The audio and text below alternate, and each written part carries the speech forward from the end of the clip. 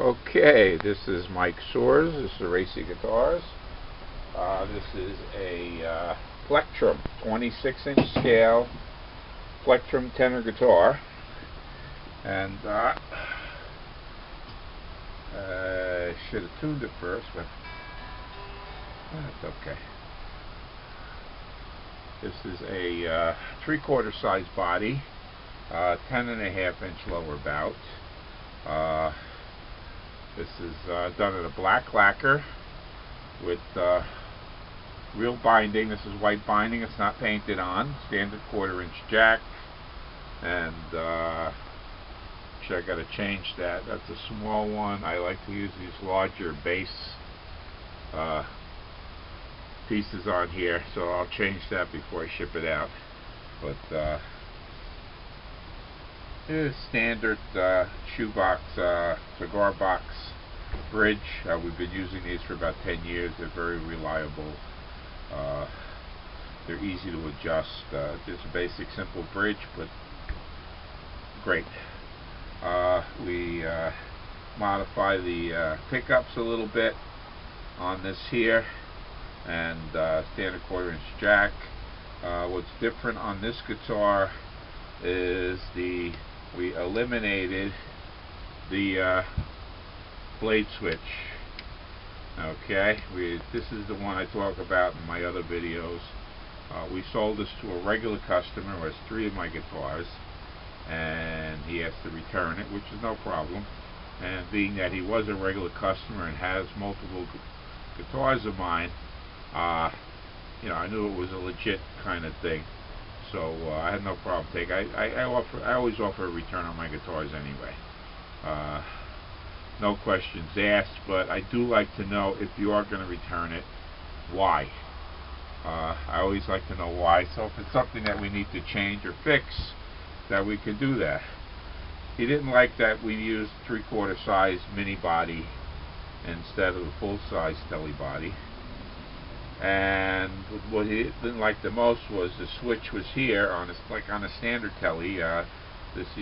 We used a standard telly plate with the switch, and his hand kept hitting the switch, changing the pickups and blah blah blah.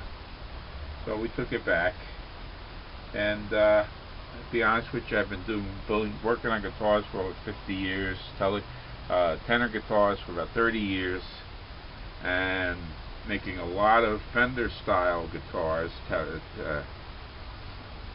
tenors. I did used to make a large size, it's been over 10 years now, but we did used to make a large size Telecaster tenor. And nobody ever told me this, that they didn't like the switch, that their hands would hit it and they would switch pickups and have to switch it back while they were playing. So I checked with a couple other customers of mine, different players, people that I know, or Fender people, and basically they all said the same thing. No, we don't like that switch. We never liked that switch. We wish Fender would change that switch. And I never heard that before. Well, my 50 years, I've never. And again, I'm a lefty, so I play this way on a right-handed guitar. The switch has never been an issue for me. So I never noticed it, and so we looked for an alternative, and what we did was we switched this to these 2 small low-profile switches, as we did on our other guitars. And this way, as you're playing it, you're not going to hit it. I mean, you could, but almost impossible to hit that switch. So that's what we did. So we changed the plate. We made our own plate, and we drilled for the switches here. You got your volume and your tone, and we shielded the body, and we went with an older style flat edge pick guard on this here. The neck is also fully bound, and dots on the side. It's proper 10th fret marker that we use on tenors. We put it on the plectrum. I don't know if the plectrum should be on the 9th or the 10th, to be honest with you. We don't make a lot of plectrums, but we put this on the 10th to 12th fret, and it is bound. This is a V-back neck, what we call a volute neck, has your extra bump in the back like you'd find on a Martin or a vintage Gibson. And so it's a volute VVAC neck. We have 4-in-line tuners on this here. If you like to look on them, these are mandocello tuners, a little heavier than a mandolin tuner. I believe these are 25mm on center on the tuners here. But what we also did was we got rid of the 3mm Telecaster style Fender nut, and we went with a Les Paul style nut on this here. And a little red tint here, that's from the case. This comes with a nice hard shell tweed case, which has a red lining.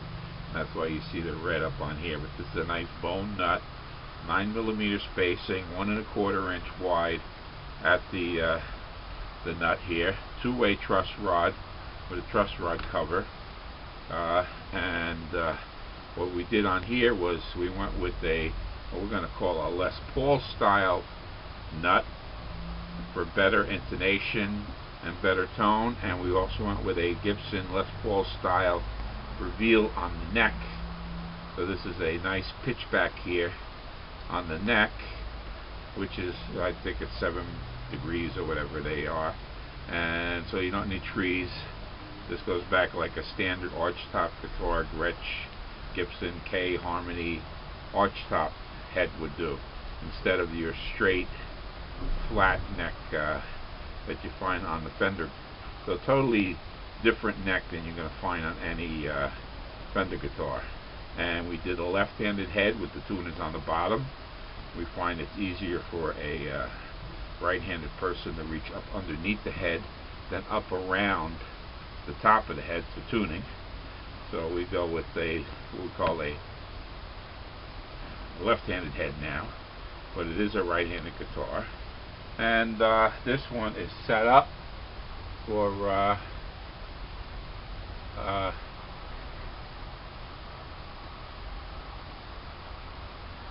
plectrum tuning. I like the first 4 strings of a guitar, but I believe this is tuned down to a D, but you could do it either way, either an A or tune it down to a D. And we have a standard SX amp on here, and you can see here it's got a little bit of a hum, and you plug it in because it is fully shielded and grounded.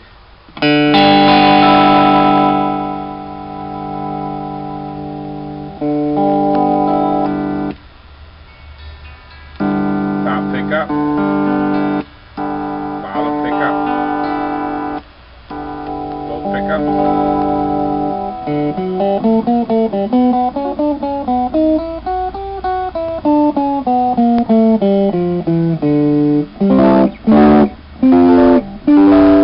There's a nice low action, great neck on this. We usually shoot for the thickness of a quarter on the 12th fret. For the string height, this is just below the thickness of a quarter. Okay, so again, we're not going to make many. We don't make many plectrums. If you're looking for a plectrum, they're hard to find. We only make like 2 or 3 a year. This is one. Depending upon how they sell, this may be the last one for the year, and we may make 1 or 2 more. But basically, this is our full 26-inch scale tenor plectrum, and it does come with a hard Fender style tweed case on this particular one. And again, this is Mike Soares at Soares'y Guitars, and that's about it. Thank you.